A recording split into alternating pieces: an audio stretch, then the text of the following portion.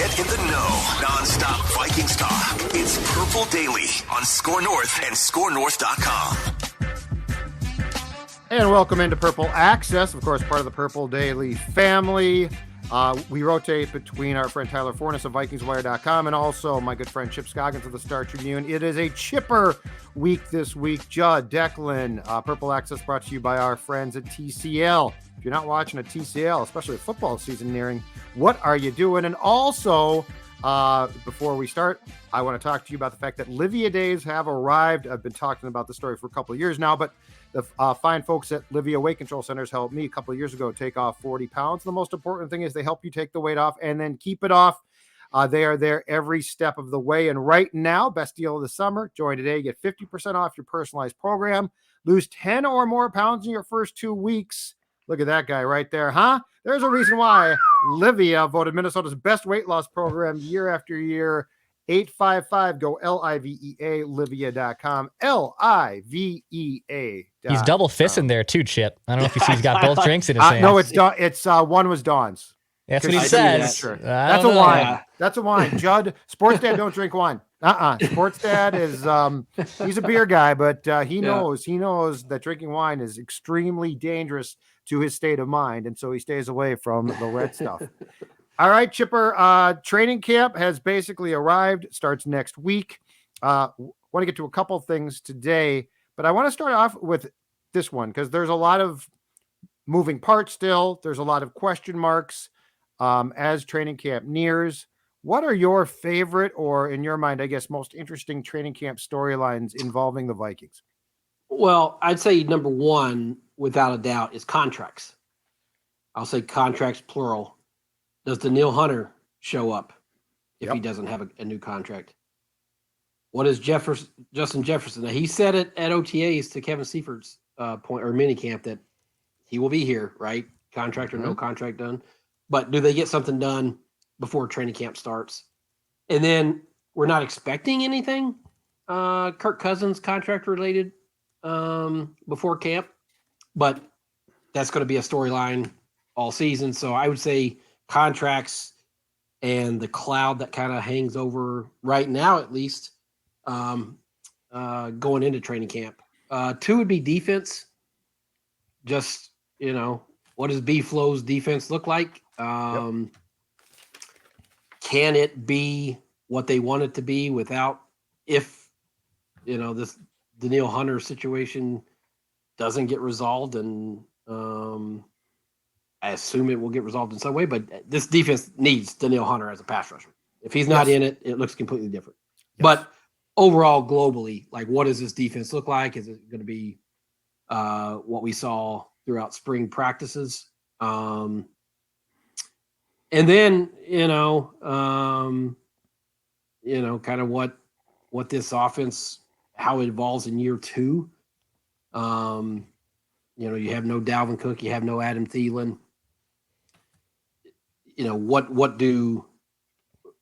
How does year two of the O'Connell Cousins kind of relationship and implementing the offense? Are we going to see more? Is it new wrinkles? Is it, you have some new wide receivers in there, obviously the rookie. I just want to see what that looks like in year two. So I think those three are the three biggest storylines.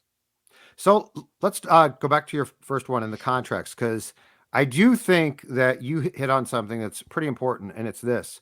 I think moving on from the Thielens and the Cooks and Kendricks is fine. And there seems to be a national storyline that, what are the Vikings doing? They won 13 games and they lost all, and they got rid of all of these valuable veterans. Yeah. But I'm with you on Danielle. If Danielle Hunter is traded, he would probably, he's either going to get a new contract and show up or not show up and try and force the team's hand to trade him. But that's the one where it would definitely impact my prediction. Dalvin Cook and Thielen and Kendricks being gone absolutely has no bearing on what I would predict for a win total for the 2023 Vikings. I'm with you. If Danielle's gone, that is going to have, I'm going to have to, there's a baseball war component there. There's a win that's right, yeah. over replacement component that's going to have to, I think, impact predictions. Yeah, I can smell a Zolgad column coming on with Can't you? the war for the war. The war's the war for important here. Danielle. No, you're right because there's just unproven behind him. I mean, there's not a track record really. You're counting on hope and you're counting on Flores's defense and coaching to pull something out of guys, but we don't know that.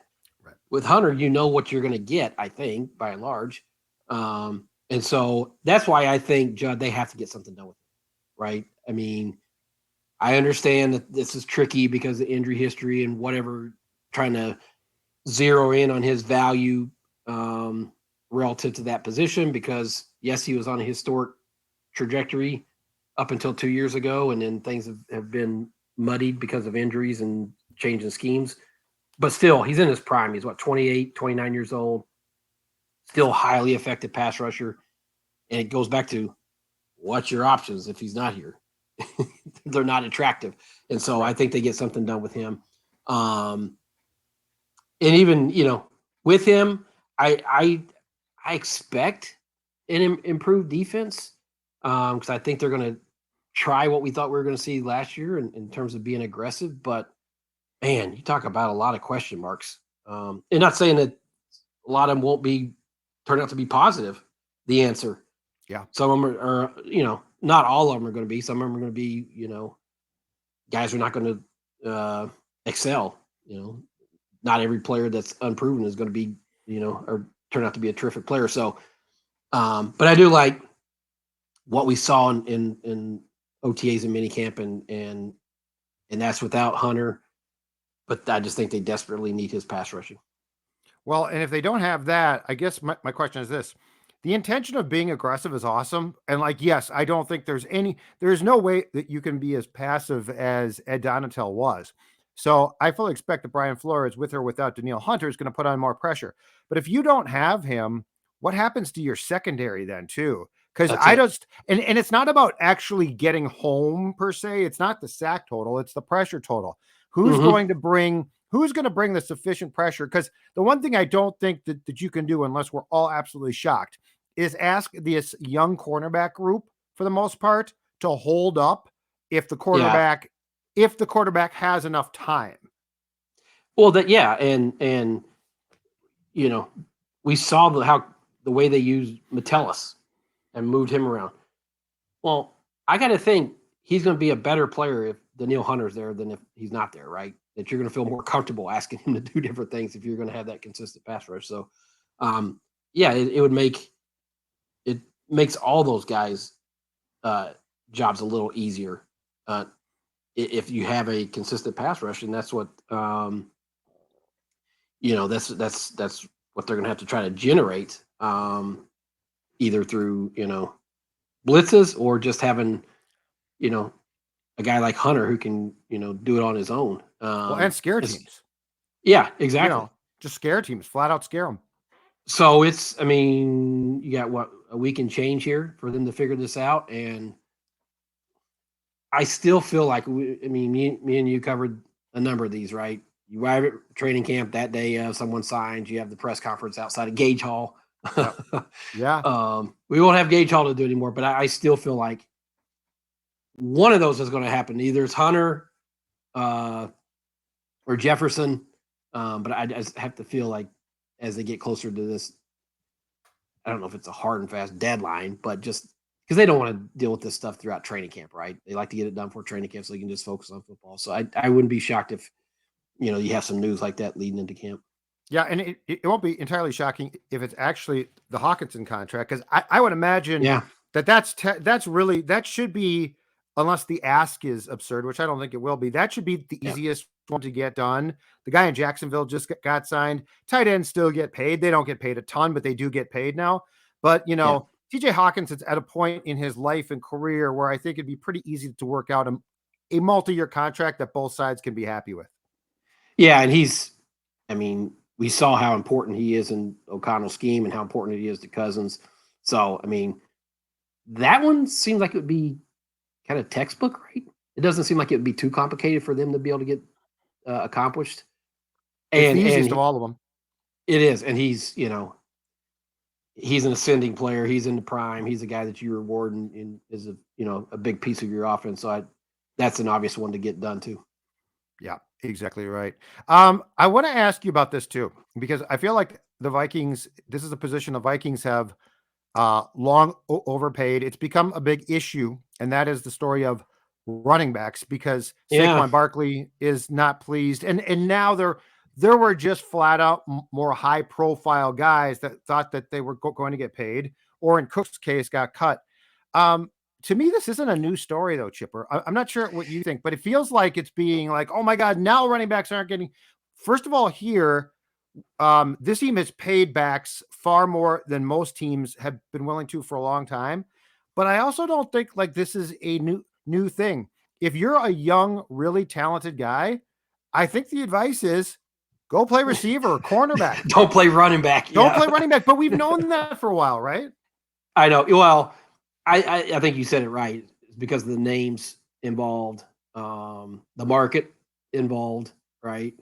And just there's more of them probably now. But yeah, I mean, we've been talking about the devaluation of running backs in this modern football with throwing the ball and not being so reliant on running backs, and there's a shelf life with those guys that is short. And so do you want to commit that kind of money with injury risk? So I don't think it's anything new. I just think it's because of the names in the market that's getting this attention. And I mean, the Vikings, you could say they were in that realm because they just were not going to pay Dalvin the price tag he was. I mean, they finished, I think, 26th in carries. And maybe that's not where O'Connell wants to be, but I don't think I would be shocked if they'd pay that kind of money to a running back again with O'Connell as the head coach.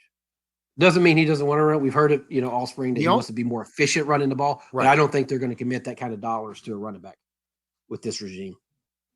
The only one that I've heard of, have seen of late that I might consider, and I probably wouldn't, is Saquon. Because when we saw him, he made a difference. Like, he is a full difference maker. But beyond that, I think the Vikings did the exact right thing, and I don't think the guys should be surprised they're not getting paid. No, and there's still, I think, for the really, really, really special ones, Adrian Peterson's, that type of running back, I think there'll still be opportunities to get big paydays. I don't think it's going to be one of those situations where you're drafting a guy every other year just to kind of, burn through him and churn through running backs, and it doesn't matter who you put in there. I don't think we're going to get to that point, but there's no denying. I mean, the market's just dwindled in terms of high dollar for these running backs, and teams just view it differently. I mean, it's just the sport's evolved, and so I have to assume all these Dalvin and these guys, they're going to get jobs, but probably just not at the pay salary that they're expecting or they feel like they're worth. Going into Kevin O'Connell's second year here, what, Chip Scoggins, are you what question did you have a year ago at this time that you're now the most certain of when it comes to O'Connell as a coach? How he would handle a team. Because you don't know. I mean, okay, he's, the X's and O's. You got to figure he's going to be pretty good at that, right? Good scheme, creative, all that stuff. But you never know how a coach is going to handle crises, brush fires, bad losses, good wins, any kind, just the day-to-day stuff of handling a team. You don't know, right? You don't know their personality. Right. You don't know how they're going to handle being the leader of an organization. So I feel like we have a pretty good handle on how he's going to run the team now, right? And I think he learned. I think he's talked about how, certain situations. I think we saw it with the defensive coordinator last year. I think we have a better just understanding of his personality and how he manages the team. And so, to me, that's the biggest thing, more than, okay, how's his offense going to evolve? It's more, right. We have a pretty good sense of how he's going to manage, personalities and both positive and tough situations. Speaking of that, what were your impressions after you got back from vacation going through the quarterback series on Netflix? Because it not only gave us a really interesting view of Kirk Cousins, but I thought it provided some great insight on Kevin O'Connell. Yeah, I have one episode left to go. I got through the one last night where they lost in the. There's not much left from Kirk. That's what I think is. Yeah, eight I is, figured it's. I figure it's going to be pretty much all Mahomes in the postseason from here correct. on out. It's really good too.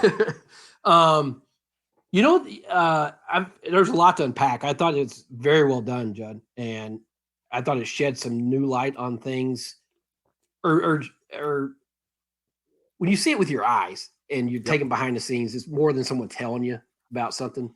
Yep.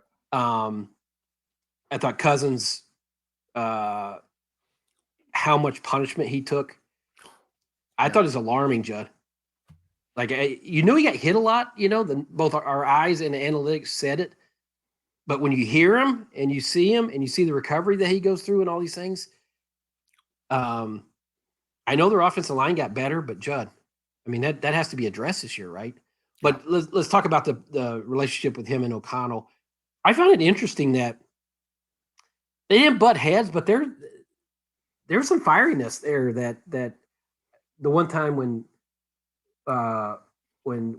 Cousins said, "I'm getting frustrated," or maybe it was the Dolphins game, and O'Connell said, "What did you see there?"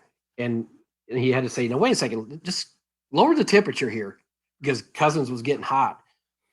I thought that was interesting because we always think of like cool customer Cousins and cerebral and all that, but he's got a fieriness to him, kind of quiet burn that O'Connell looked like he understood. Like the one thing he said, you got to give him some time, let him, talk it out or whatever. But I found the way he handled Kirk was pretty interesting.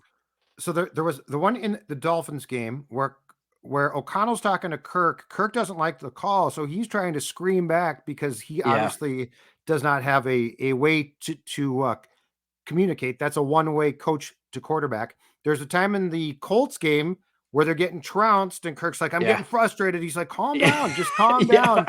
And then the most intriguing one was the Buffalo game. The Bills, Kirk called his own number, and O'Connell's like, "You got to let me help you." Yeah, that's where he said, basically, "You got to trust me here. Let me do this. Let me." Yeah, and I think that's probably, maybe that's the sign of a first-year relationship that they're still trying to figure each other out. Because I don't. Man, to have that kind of, could you imagine having that behind the scenes when Zimmer was the coach and hearing like what was going on there? I don't know. Or did he even pay it? Like, here's my question. He had to pay though, attention right? much, but he's calling the defense. Yeah. So like, I don't think there was that much time. Some, but I don't think it was. I think their biggest problem was just a complete lack of communication.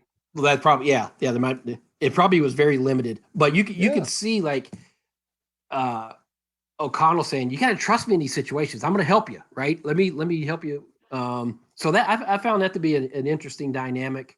You can tell they have a good relationship, that they can talk to each other in a heated way or in a like, "Hey, what do you want to do here?" type of way. Definitely pumped Kirk up a lot. We saw. Yes. That felt intentional. We talked about that a lot. I think I did a column on that throughout mini camp last year and training camp going into training camp. It felt very intentional. Every time O'Connell spoke, he talked about Cousins. He's our leader. He's doing this. And it just like he was empowering him. And it felt like, I think that came through in this documentary too. I mean, we see Cousins is very detailed, very businesslike, very kind of leaves no stone unturned, right? In terms of trying to preparation and all the different things he does, the body, the mind. We knew he did the memory thing, the brain thing, but to see him do it in his car and have that thing on his head, it just kind of brings it home. But Judd, he got beat to hell. Mm-hmm. That to me is something I guess we knew, but I didn't know the extent that how much he was really hurting throughout that year with his feet, the ribs, all those things that took basically all week just to get ready to play again. Yeah, that's the intriguing one too. And I feel like probably it would be backed up by saying the majority of the pressure came from the inside, the interior, the guards. But yeah, and look, he got beat to hell, and it was impressive the fact that he stayed in, but no one's ever questioned that. Like he has been Yeah. his starting streak, which I think is interrupted by a game he sat out because the Vikings had a playoff spot clinched and COVID. Yeah. His starting streak, because he has started, I think he started every career game he possibly could, aside from those two, and those aren't injuries, has been incredibly impressive. I guess the thing about the whole documentary was, I'm with you. It was incredibly insightful. It was really, really interesting to watch. Nothing really shocked me or surprised me from the Kirk end, but it did No. confirm things, including how he does, he tends to at times, I think the best word is pout. And O'Connell is wired. And this is where the only thing that struck me really as being sad about this is if O'Connell had some of the talent Kirk has, because Kirk is talented. Because he is wired like a quarterback. I can see why Belichick took him now. Sure. Yeah. His wiring is spot on. That's the thing is he's played that position, so he knows what these guys are going through. When you said pout, I think you can see the quiet burn because he fumes. It's not constructive. He fumes. It's like very, very, Go drop an F-bomb, dude. Get it out. Get the burn like out. Mahomes. Yes, like Mahomes, I don't want the slow burn. It's like a geyser. I want my QB, to use your term, to be a geyser of F-bombs. I love the fact he goes there and he's pissed and he gets it out and then it's on, Yeah. Kirk, that's a perfect thing, a slow burn. And it's not constructive. Yeah. It's not his personality though, Judd. I mean, that's just kind of, you are who you are, but the thing is, like we're sitting up in the press box or people are sitting in the stands. I don't think we can tell that, but to see it and hear it on the bench, he is ticked off a lot of times with things are going wrong. And I think where you can sort of see it is, how if you watch a quarterback like Mahomes, he gets ticked, goes to the sideline, shows he's ticked, and then we'll go right to the receivers or offensive line. Kirk basically, and we see this at home games, goes and sits down, puts his baseball hat on and puts the tablet in front of him, and then, to use your term, does the slow burn. Yeah.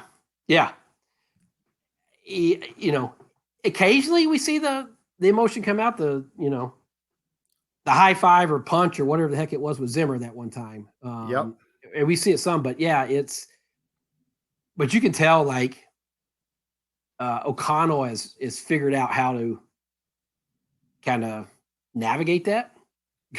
He's like, hey, he's trying. Let's lower the temperature here. You got to calm down a little bit, but which is good. It was cool to hear that, good to see that, but you're right in terms of being wired.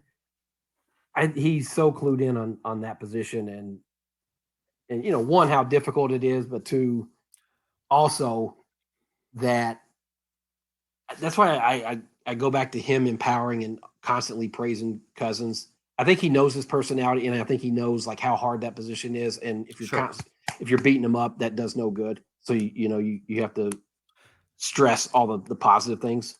But he knows mentally, O'Connell does exactly what he wants and what he would do and what he wants to do, but he couldn't do it because he wasn't talented enough. It wasn't good enough. Yeah. That's the intriguing thing. Kirk, I feel that because of Kirk's personality, he's sold short on talent. I always hear he's not that I disagree. I think his problems are mostly mental. I think as far as his abilities go, his arm goes, I think he's damn talented, but he's got the thing he's got, Chipper, and we have all covered guys, and the great ones have this, and O'Connell has this, the ability to suspend belief, O'Connell's unrelenting positivity when things are bad, or in the Dallas game where they're getting blown away, and he just divorces himself. He moves on. He's like, we're going to come back on Thursday.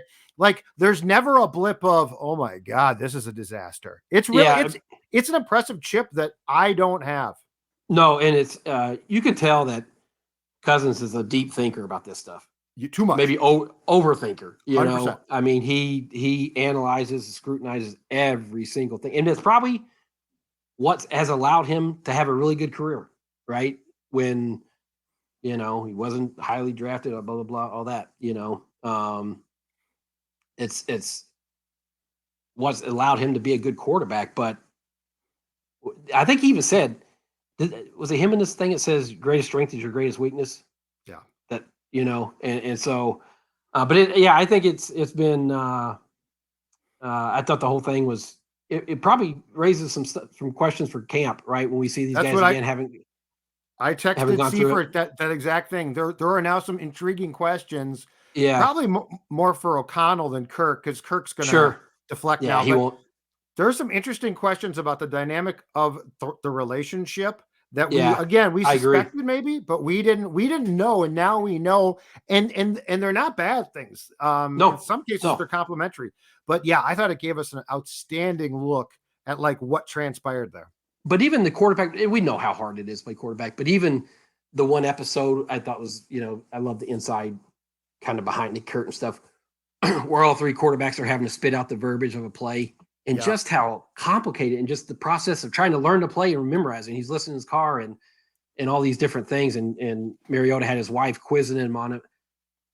That's just, to remember a whole play sheet and all these different things. It's fascinating how difficult that job is, that position. We laughed at the time, but do you remember when we were on the Vikings beat circa 2008 or so, or 9? I think it was 8. Do you remember Childress would talk about Tavares Jackson, the late Tavares Jackson's inability to spit out the play? And we're like, well, what? That West Coast, like the stuff that Favre came in and knew like the back of his hand, I think was longer play calls than you're seeing in quarterback. And those play calls, to your point, are incredibly in-depth. But I mean, that's the thing about it. You got to go in the huddle and communicate and articulate this to your teammates in a matter of seconds. And it's basically rocket science as far as non-football fans are probably concerned. Well, it's too, these loud stadiums, and they're trying to make sure you hear it all. Like the one where Cousins, who was he threw the touchdown? Was it Hawkinson or somewhere? He's like, whatever it's called, and he threw it. He forgot that. That's at home. He forgets the last part, but there's one guy left to address, and the guy knew exactly what to do. He's like, whatever it is. Yeah, just do it. But, and the West Coast verbiage was notoriously long. And I remember, I go back to the story, the morning your great story that got submarined. I was so proud of this story. I did a Sunday story in advance of a game. I wanted to do the whole process of setting up a game, play call or a game plan, start to finish, from Sunday to Sunday. The game plan, how's it come together? And Bevel was the offense coordinator, and I was talking to him one day. I was like, "Give me an example of like a play call." And so he recited it, and it was just a pass play, Judd. The thing must have been a mile long to call. It was all the, it was like, foxtrot, left, right, all this stuff. And he's like, "Yeah, it's just a pass play, screenplay." And so I, had it in there, and I was, so proud of all this. And then Seifert calls us at 5 a.m. and said the dome collapsed. Nobody was reading that story. One of my favorite stories I ever read that no one read because the dome collapsed. But yeah, that's a great story. Yeah. But it's amazing that it's that complicated, that it has to be that many words for one play, and then they have to remember them, and because everybody has, it's a signal to this guy does this, you do this, here's our blocking scheme. So when they say it's hard to pick up, and Cousins, who's as smart as a quarterback as you're going to find, remember last year he was telling us like he's having flashcards, and he made he had the tape that he listened to in his car on the way home, reciting them. It's just, you talk about playing fast. That stuff has to become second nature. And I mean, this doesn't happen overnight, Exactly, Chipper.